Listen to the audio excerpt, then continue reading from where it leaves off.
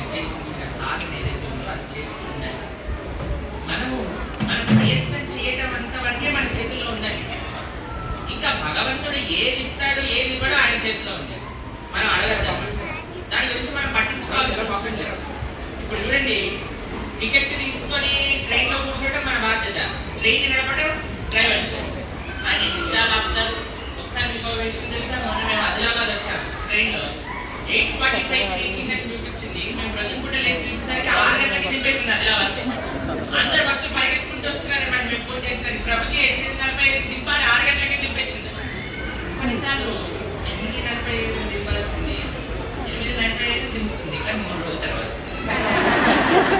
ఈ రెండు మన చేతుల్లో లేదు. టికెట్ తీసుకొని బోగిలో నీ సీట్ తీసుకొని కూర్చున్నావా, మన సాధన మనం చేస్తున్నావా, మన ఆచార్యులు మనకు చెప్పిన విషయాలు మనం చేస్తున్నావా, అంతే. అది మన బాధ్యత. స్వామి ఏమిస్తాడు, ఏమివ్వడు, ఎక్కడికి తీసుకెళ్తాడు, ఏం చేయిస్తాడు మనతో, అగ్ని స్వామి. దీన్నే శరణాగతి.